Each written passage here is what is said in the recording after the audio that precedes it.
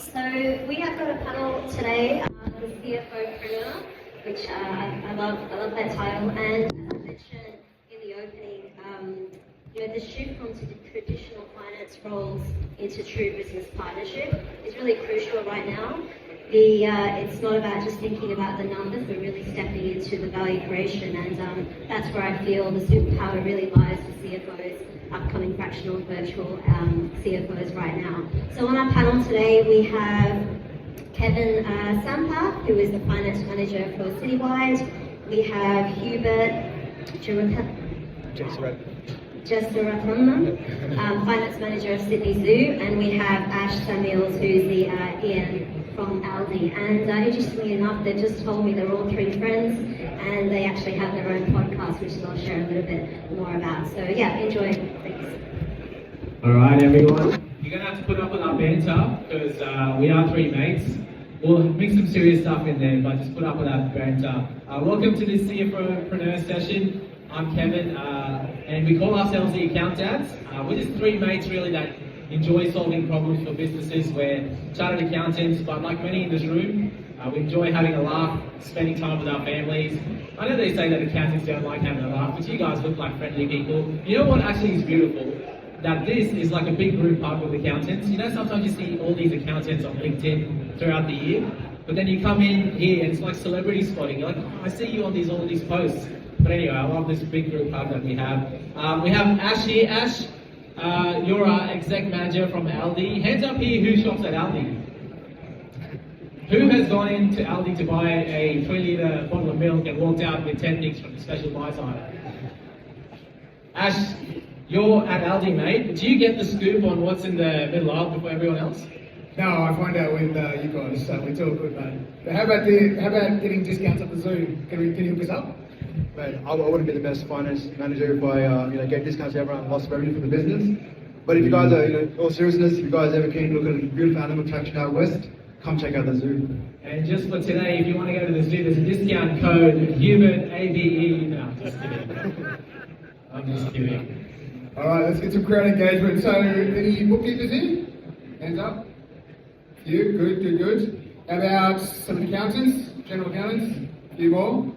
Finance managers, directors, CFOs, business owners. I've got a good mix. Exciting. Good mix. So look, what we're here for today is basically trying to see, think like business owners and become the CFO'preneur. Now, I'm going to struggle saying that word a few times, but get with it. So whether or not we're in corporate accounting or if we've got our own business, we're just trying to see how we can actually do things that way. So let's talk about how our profession has evolved. The word on everyone's lips right now is AI. We all need our own AI teacher next year. So the burning question is, how is this redefining the CFO role? I'm sure you guys are going to hear it if you haven't already, AI. But I just want to know, let's get a crowd sense as well. Who's played with some of these tools? So everyone's played with most people have played with ChatGPT, right? Who's played with Claude Cowork? Yeah? Claude in Excel and PowerPoint and all these other stuff? Anyone played in those? How cool is it? Who's brave and who's got their open claw set up at home? With a Mac Mini? No one's brave enough yet? Too security, scared of security, which is good. We're accountants, we are anti-risk, but we know that a lot of the grunt work, reconciliations, even basic insights, right, are going to be eventually handled by some of these tools, which is great. I don't know if you guys are excited about it, but I'm excited because it means we can focus on the things that businesses actually hire us for. So the real question, lads, isn't will AI impact us? It's what are we doing in our work when all of that work is done for us? Where will we spend our time focusing on? And where can we add more value in our professions? Yeah, I think a lot of accountants are probably feeling that at the moment. And look, I don't think accountants will disappear. It's just the type of work we're doing is going to change. So I mean, why do businesses want to grow hire accountants at all? It's more than just doing bookkeeping and doing taxes. They hire us so they can make better decisions. Absolutely. So that's where the idea of the CFO'preneur comes in, doesn't it? From being scorekeepers, we encourage the accountants and finance professionals to help shape business. Does everyone follow that? Yeah, good. A few nods. Suck up, listen here. So what we try to do is, minimise those bad decisions, see the risk earlier, And what we mean is, like, we get into the lens of the owner and the customer, not just the accountant. It's pretty good, Ash. I'm sure you guys have heard this term as well. Who's heard value creation a couple of times today? Sometimes I sit down and I'm like, man, what does value creation even mean? It's kind of a buzzword, but it's great to define it. And I'm sure it's different for different people. But Ash, everyone says finance should create value. What does that actually mean? I know in our pod last time we were trying to brainstorm on this. We were saying it could be one of three things for us in our accounting world, right? People actually hire us because they A, want to grow revenue, they want to B, improve their profit, or C, protect the value of the business. Would you guys agree with that? That's why businesses hire us. I know there's all these strings under that, like bookkeeping, tax, management accounting, but essentially that's why people have accountants and finance professionals in their businesses. So make more money, keep more money, or stop the business losing money, essentially. That's right. So value creation, value protection, and the third one we had was value validation, which we've classically termed at the AccountDads validation. Am I following? Value creation, value protection, validation. I like it, Ash. So do you guys see that, finance teams and accountants, they do a ton of work, but sometimes they're not really moving the dial of them as value things? 100%. Mate, I live in spreadsheets, so when a business problem comes up, we make a bigger spreadsheet. And that spreadsheet becomes another spreadsheet. And what we do is try to make a decision on why the first spreadsheet was wrong, with all those assumptions, right? So we can solve the spreadsheet problem quite well, right? 100%. We're very good at that, Ash, as accountants. Who here is good at solving spreadsheet problems? So I know I am. But sometimes it's really hard to take yourself out of the spreadsheet problem and focus on the actual business problem. Isn't that right, Ash? Yeah. Ash, take us through something practical. How does someone actually start to solve this business problem and value create, as we've been talking about? Firstly, for me, I like to spend a lot of time on my hair. Yeah. Ash, focus, mate. Oh, man. Guys, this audience. No. So I've got a simple framework, which is, you guys would have heard it, the what, so what, and what now. Who's actually heard that before? Yeah, 3 people? Amazing. All right, good. So finance But Ash, people. wait. I'm sure we all actually live it, we do it, but it's good to put it in a framework. But explain it to us. Yeah, good. Finance people are amazing at the what, so we can explain the numbers, right? But the next two is where the value actually sits, right? So what does this mean for the business, and what should we do about it? So that's where finance moves from effectively reporting the numbers to actually influencing decisions. So that's good. So what you're saying is you're putting yourself in the business owner's shoes and really thinking about the what that means, and the next step that should be. So do you guys have you guys played that in your roles? Yes. All right, so I'm in a professional services business. Once again, we were looking at customers. Hang on, wait. What type of business was it? Professional services. What industry? Like, is it Recruitment business? industry. Yeah. So you guys can look at my LinkedIn and find out which one. All right, let's live this world. Ash is going to tell us a problem. So we're in a recruitment business, guys. We're problem solving. Tell us the problem, Ash. All right, so we're looking at declining margins. Anyone experienced that recently? Yeah, good. The answer is usually up the price, right? Passed on to the consumer. But what we did was we found out one customer is declining massively, and we're trying to figure out why. And the first thing we started doing was, once again, pull out a spreadsheet, right? About what the trend of that spreadsheet was and why the margins were declining, because that's the simplest way to explain stuff to finance people. Who's following? Good, more spreadsheets. Now, so what we did was we built this huge model looking at labour costs, overheads, utilisation, everything you can imagine. And so what we did was, we found out at one point in time why these margins were tanking. And so when the renewals came across, we were trying to figure out, are we going to maintain this, or are we going to take this back and actually reevaluate the whole process? So, turns out the sales guys were only incentivized on signing new contracts. So they did not care at all about margins. They would just care about the revenue figure. So we said tip for revenue, all done. All right, cool. So I said that's a huge problem. Right. The next part we figured out was when we spoke to the ops teams, we said, what's changed with the product from last year to this year? And then he's, you need to understand the market, you need to understand this, that. All right, let's go through it then. Take me through that journey. Right, and that's when he figured out there was heaps of admin involved. The work became non-exclusive, right? So we weren't the only panel on that now. We were actually competing for work, and the margins were deteriorating. So after 12 months, there was a big 10-year discount. So all that margin just went straight out the window. So everything looked great from a revenue perspective, right? But Naturally, nothing was there anymore. So it was very painful to deliver. We had a once a quarter meeting with the client to explain why the work was going bad. It was everything an accountant's worst nightmare in that case. So as you found out what the problem was, you sat down with everyone, you sat down with these teams, worked out the issues. What was the so what? So what was the three things again in your framework? You had the What? so what, And what now? what now? Sorry, what's the what now? The what now? Well, who's done a walkthrough here before? Anyone from an audit background? No. Oh, one, two, Where are you at? four auditors. Good ratio. So a walkthrough is basically when we actually go through the whole example. So what I did was, I said the spreadsheet wasn't solving my problem, right? It was merely highlighting that we have a margin problem, but I didn't understand what was actually causing that. And so what we did was actually done a walkthrough. I said from start to end, who's actually touching this whole process? So from signing on your client, when does it get set up? Which finance team members get involved? When the work comes in, how many hands is it touching? Turns out half the company was touching the product. But so when I joined all the dots, that's when I figured out going, hey, it's a huge problem here. And finance needs to be involved way earlier in the process. We were only pricing for the little bit at the end, which was that compliance part. But we weren't factoring in all the additional time that it took to set up everything, to have legal review the contracts, nothing. So all that stuff was just a sunk cost in our heads. And so that's what really solved it for us. That's a great example of value creation. Actually, we're talking about AI tools. Who here's used a tool like Scribe? Scribe, yep. Actually, we saw a business do this where they mapped every single process in their business using Scribe.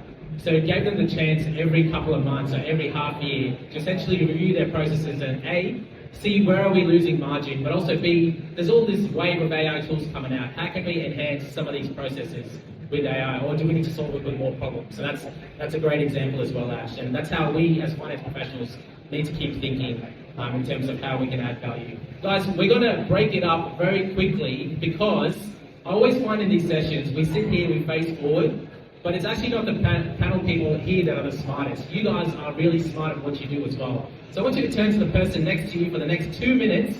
We're going to ask one question of each other. I know this is awkward, but we're going to get used to it, guys, because we're practicing our skills to talk to the customer. If you had more time freed up tomorrow, just imagine I clicked my fingers and gave you any AI tool you want, and you had all the time in the world freed up in the task that you hate doing. Where would you lean in to create more value, and what would you focus on with your work? Is that question clear?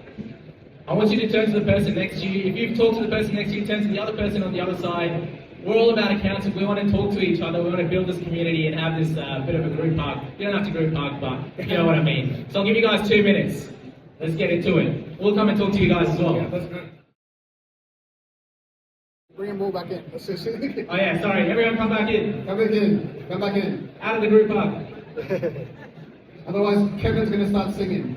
And he's not a bad, but he's good as a voice. Hubert's going to recite all the animals in the zoo. Everyone's still talking. Alright. So Nathan was saying he would automate ABE, which is great. I think all of us have been talking about that. We saw the previous demo as well. I know that perked a lot of ears up. And Rodney, my brother here, was saying that he would automate a lot of the manual entry that happens, particularly for us.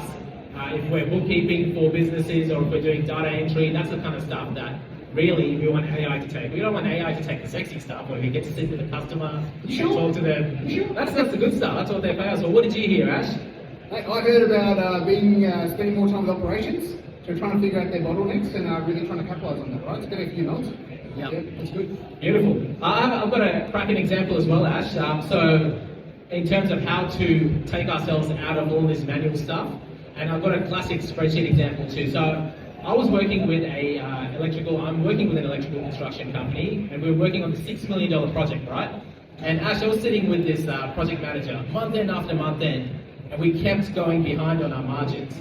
And you know the classic accountant, you're like, mate, you're going back on your margins. You need to look at it. You need to like reduce your costs. And the guy's like, mate, you just got to be there. You don't understand what I'm talking about.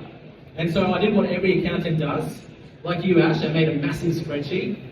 I sat down on a month end and I took our general manager and the PM through it, and I said, hey guys, these are all our problems. And the PM just turned around and said, mate, you still don't understand what we're talking about. And I was like, all right, well, how do I understand? And he's like, well, you need to be there on site. And so, Ash, you know what I did? I found myself at 5 a.m. at a toolbox. with a bacon and egg sandwich in my hand, and that's the best way to sometimes get to know the problems, right? So I had a couple of toolboxes talking to some of these guys on site, and that's when I began to understand the problem. So I had a couple of problems. Firstly, the issue wasn't the cost or cost management, it was actually some of the customer conditions they were working under. So these guys would turn up to the site, so in electrical construction, right? And they'd be competing for site space with other contractors. So you think about your productivity of your labour time, like you're pricing all of this into your contracts, but they're waiting around because they're waiting for all these contractors to finish their work first. So that was one issue. The second was, this was what they were most frustrated about. The customer's head office was right next to them. So they'd have their PMs come through and review their work and say, oh, that's not done right, or you've got to review this. They'd constantly interrupt them. Again, productivity of time taken out. The third thing was variations weren't getting improved enough, despite the head office being next door. And that gave me massive insight, because I was like, this is stuff that I would never figured out looking at a spreadsheet. And I actually went and shook that guy's hand and I said, mate, I've got to do this more. And that's why I guess we're here, CFO'preneur.